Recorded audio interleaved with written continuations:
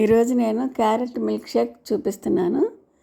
ఇది క్యారెట్ తినని వాళ్ళు క్యారెట్తో పాలు పోసి మిల్క్ షేక్ చేసుకుంటే పిల్లలకి ఇస్తే చాలా బాగుంటుంది.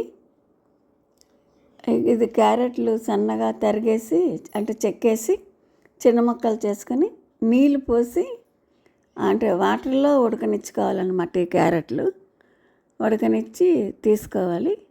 ఇది క్యారెట్ తినని వాళ్ళు పిల్లలకు క్యారెట్ ఎక్కువ పెట్టాలి కదా మనం, ఇందులో విటమిన్ ఏ ఉంటుంది.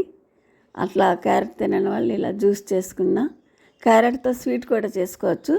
కాకపోతే నేను ఇక్కడ క్యారెట్ మిల్క్ షేక్ చూపిస్తున్నా. పాలల్లో కలిపి సమ్మర్లో తాగితే చాలా బాగుంటుంది.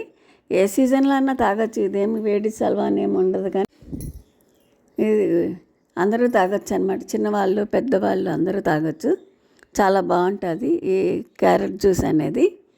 ఇది ఇట్లా ముక్కలు కట్ చేసుకుని ఉడకనిచ్చుకున్నాక మనం ఈ ముక్కల్ని నీళ్ళు తీసేసి ఉత్త ముక్కలే మిక్సీ పట్టుకుంటాం అన్నమాట.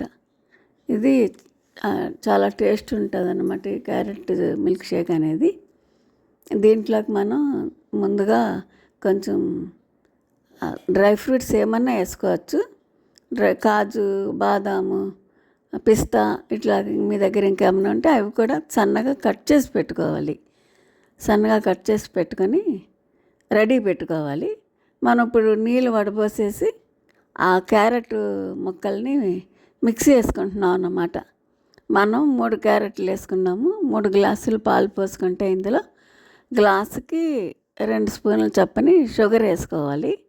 షుగర్ ఇష్టం లేని వాళ్ళు కాజులో డేట్స్ ఉంటాయి కదా, ఖర్జూర పండు గింజ తీసేసి ముక్కలు కట్ చేసి వీటితో పాటు మిక్సీ పట్టుకోవచ్చు. ఇంకా అది కూడా వద్దనుకుంటే బెల్లం కూడా సన్నగా తరిగి పౌడర్ చేసి ఈ క్యారెట్ ముక్కలతో పాటు మిక్సీ పట్టుకోవచ్చు అన్నమాట. ఆ క్యారెట్ ముక్కలు అది ఎవరికి ఇష్టమైతే వాళ్ళు, షుగర్ అయితే షుగరు, డేట్స్ కావాల్సిన వాళ్ళు డేట్స్ లేదా బెల్లము ఏదో ఒకటి ఇందులో వేసి మిక్సీ పట్టుకోవాలన్నమాట ఈ క్యారెట్ ముక్కలతో పాటు. అప్పుడు పాలు చల్లారి పెట్టుకోవాలి. కాసిన పాలు ముందుగా ఫ్రిడ్జ్లో అన్నా పెట్టుకోవచ్చు, లేదు ఇది తయారు చేసన్నా ఫ్రిడ్జ్లో పెట్టుకోవచ్చు అన్నమాట. చల్లారిన పాలు కూలింగ్ పాలలో మనం చేసుకున్న పేస్టు మిక్సీ అందులో వేసేసుకుని మిక్స్ చేసుకున్న పేస్ట్ వడబోసుకోవాలన్నమాట. అంటే మనం యాలకు పొడి వేసాం కదా, యాలక్కాయలు వేసిన మళ్ళీ తుక్కు వస్తుంది. అది తీయటానికి 2 ఇలాచీలు వేసాం కదా, అది దానికోసం వడపోసుకుంటున్నాము. ఇలాచీ ఫ్లేవర్ ఇష్టం లేని వాళ్ళు మామూలుగానే మిక్స్ చేసేసుకొని పాలు కలిపేసుకోవచ్చు. మేము ఇందులో ఇలాచీ వేసామన్నమాట. ఇలాచీ షుగర్ యాడ్ చేసి మిక్సీ వేసుకున్నాం కదా, అది ఇలా వడపోసుకుంటున్నాం అన్నమాట. ఆ తుక్కు అనేది పైకి వచ్చేస్తుంది బయటికి. బాగా వడపోసుకోవాలి. అందులో గిన్నెలు ఏమీ లేకుండా వడపోసుకుంటే, తుక్కు లేకుండా వడపోసేసుకుంటే మనం అప్పుడు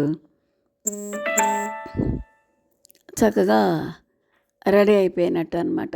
పాలంతా వస్తుంది కిందకి, పాలతో జ్యూస్ అంతా పిప్పి ఇట్లా బయటకు వచ్చేస్తుంది అనమాట. అప్పుడు మనం ఒక గాజు గ్లాసులో పోసుకొని చక్కగా డ్రై ఫ్రూట్స్ కలుపుకుంటాం అన్నమాట. డ్రై ఫ్రూట్స్ పడని వాళ్ళు పౌడర్ కూడా చేసుకుని వేసుకోవచ్చు అనమాట. తాగుతుంటే ముక్కలో పంటగడ్డు పడుతుంది, లేకపోతే చిన్నపిల్లలకి గమ్మున మింగేస్తారు, నా వల్లేరు అట్లా అనుకున్నప్పుడు డ్రై ఫ్రూట్స్ పౌడర్ కింద మిక్స్ చేసుకుని కూడా దాంట్లో కలుపుకోవచ్చు అన్నమాట. ఇది కాజు, పిస్తానే కాకుండా, బాదం కాకుండా ఇంకేమన్నా ఇంట్లో ఉన్నా ఆ సీడ్స్ కూడా వేసుకోవచ్చు అన్నమాట. అది తాగటానికి చాలా బాగుంటుంది.